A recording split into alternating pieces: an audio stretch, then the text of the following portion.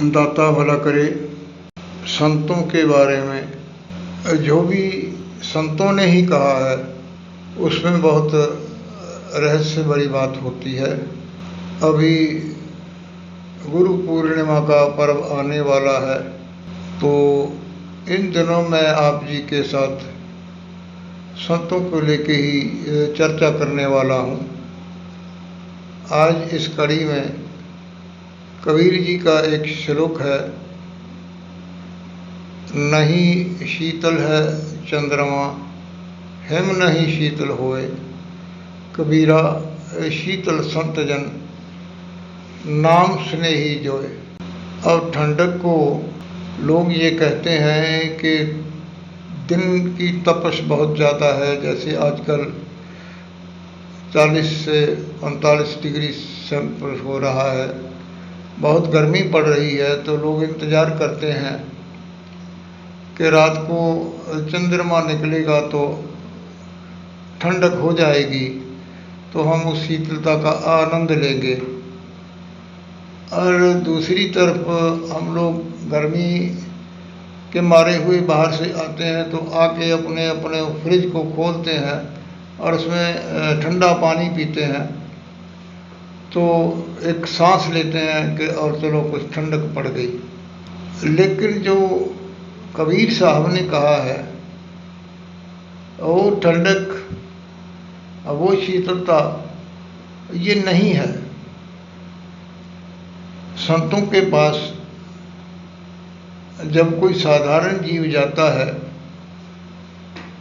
तो उसके अंतर में कुछ अपनी तपश होती है।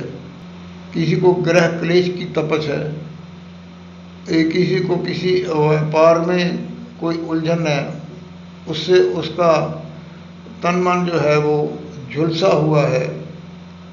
और भी बहुत प्रकार की ऐसी बातें होती हैं जिससे हमारे अंतर में एक विशेष प्रकार की जो गर्मी है ना, सताने वाली गर्मी, वो पैदा हो जाती है।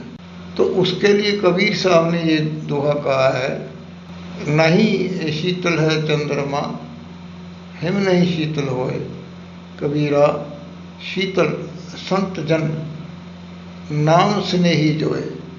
अब इस पंक्ति के रहस्य को समझने की कोशिश करते हैं कि संत जन शीतल है।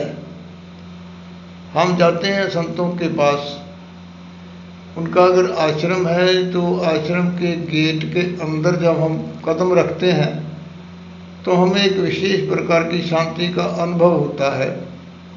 जब उनके पास जाते हैं तो हमें अंतर में पूर्णता जो है ना वो ठंडक से महसूस होती है। ये तो हमें जो महसूस होता है वो है, लेकिन इसके पीछे का जो रहस्य है कि वह संत जो हैं उनके अंतर से इतनी जो है आध्यात्मिक शांति या ठंडक जो निकल रही है, अब वो कहाँ से आई।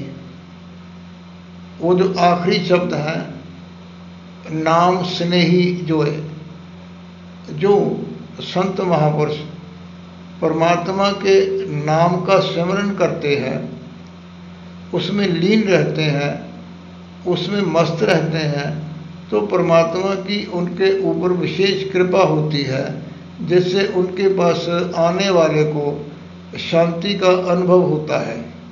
जैसे मैंने शुरू में कहा कि गुरु पूर्णिमा का पर्व आने वाला है, तो जो भी आपके गुरु महाराज हैं, जिनसे भी आपने दीक्षा ली है या जिनसे भी आपको इस मार्ग पर चलने की प्रेरणा मिली है या रास्ते की समझ मिली है, और वो आपके गुरु हैं। वर्ष में एक बार ये गुरु पूर्णिमा का जो है ना वो दिवस आता है, उसमें उनके दर्शन करने के लिए जाना चाहिए। वैसे तो अगर आप जा सकते हैं तो अपने गुरु महाराज के दर्शन करने के लिए कम से कम महीने में तो एक बार जाना चाहिए। अगर दूरी है, महीने में नहीं जा सकते को 3-4 महीने में जाइए। लेकिन जो ये विशेष पर्व के दिन होते हैं, ठीक है, बहुत सारे संत महापुरुष इतने विख्यात हैं कि उनके पास बहुत लोग जाते हैं। तो आप अगर ये कहें कि वहाँ पे बहुत ज़्यादा भीड़ होती है, दर्शन भी करीब से नहीं हो सकते, बात भी कोई नहीं हो सकती, तो तब जाएंगे जब जो है ना थोड़ी शांति हो जाएगी, भीड़ कम हो जाएगी। नहीं, ये बात नहीं है। इस दिन का विशेष महत्व यही है कि उस दिन संतों के अपनी ओर से एक विशेष प्रकार की जो कृपा है वो आने वालों पर जो है ना वो रहमत जो है ना वो बरसाई जाती है। इसीलिए इस दिन का ये महत्व है। और ये महर्षि जो वेद व्यास हैं, जिन्होंने ऋषियों मुनि से संग्रह करके वेदों का जो मिला, उनको मैटर मिला, उसके अनुसार उन्होंने उनको 4 जो वेद हैं उनके रूप में दिया। इसलिए उनको वेद व्यास कहते हैं कि वेदों का विकास करने वाले जो हैं।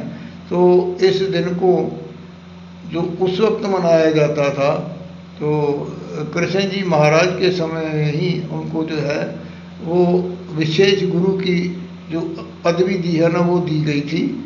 तो इस दिन का महत्व यही है कि आज के दिन गुरु पूर्णिमा के दिन उनको विशेष आदर सत्कार दिया जाता था। और वही परंपरा जो है अब हमारे गुरु महाराज के लिए भी चली आ रही है। तो इस दिन को विशेष दर्जा दिया गया है। इस दिन अपने गुरु स्थान में जाने वाला जो है वो गुरु कृपा का पात्र बनता है। इस बात के यही मायने निकलते हैं कि गुरु से जुड़े रहना चाहिए। आने वाली ऐसी ही मैं और ऑडियो देने वाला हूँ। तो जो मैंने अभी रिसेंट ऑडियो दी हैं सिमरन के लिए 6 मिनट की जो दी हैं, उनको सुनिए और सुनते सुनते सो जाइए, तो सारी रात आपके अंतर में वो सिमरन चलता रहेगा। अभी मेरे को कुछ भाई बहनों के फ़ोन आए कि बाबा जी बहुत दिन हो गए कोई ऑडियो नहीं डाली आपने। मैंने कहा वो जो मैंने ऑडियो 3 डाली है, ओम की, राम की और वाहिगुरु के सिमरन की, वही अगर लोगों को समझ आ जाए तो मेरे को और ऑडियो डालने की आवश्यकता ही नहीं पड़ेगी। क्योंकि जो मेरे पास ज्ञान था वो सब मैंने जो है ना वो आप में बांट दिया है। कोई विशेष मैंने कोई बात छिपा के नहीं रखी। हाँ, ये नहीं है कि अभी मेरे पास कहने को कुछ और नहीं है। अभी भी मेरे को बहुत कुछ जो है ना कहने का बाकी है, मैं कह सकता हूँ। लेकिन अब मैं उसको कहता हूँ जिन्होंने इस अवस्था को पा लिया है, समझ गए हैं और जो इस रास्ते पर चल निकले हैं, उनके लिए अभी भी बहुत कुछ है। एक बात मुझे और कहनी है कि मैंने विशेषकर ये कहा है कि मेरी नज़र की प्रॉब्लम है, तो मेरे को आप लिख के मैसेज मत किया कीजिए। तो अभी भी मैं देखता हूँ कि यूट्यूब पे जो लोग कमेंट करते हैं उसमें पूछते हैं कि हमें ये जानना है, हमें ये मालूम करना है। तो मैं हैरान हूँ इस बात पे कि वो लिख तो देते हैं, जब मैंने ऑडियो पे अपना फ़ोन नंबर दे दिया तो वो मेरे साथ फ़ोन पे क्यों नहीं बात करते। अगर उनको वास्तव में ही कुछ जानना या समझना है तो मेरे से वो सीधी बात करें। यूट्यूब पे कमेंट लिखने का मकसद ये होता है कि चलो और लोग भी देखें कि मैंने भी उसमें कमेंट किया है। ये जो अध्यात्मक का रास्ता है, ये दिखावे का रास्ता नहीं है, ये छुपने का रास्ता है, अंतर्गत होने का रास्ता है। और आपके ऊपर परमेश्वर की कृपा बनी रहे, और उसके लिए यही है कि आप छुप जाओ, कछुए की तरह सब अपने अंक उसमें समेटो। मतलब मेरे कहने का यह है कि सिमरन करो लेकिन चुप करके। बोलने का मौका हो, अकेले हैं तो बोलिए, जितनी जोर से मर्जी बोलिए। जैसा मैंने एक ऑडियो में कहा था कि बाथरूम में जाओ 1 घंटे करना है मुर्दा, बोलो जितना बोल सकते हो, आपका समय सार्थक हो जाएगा।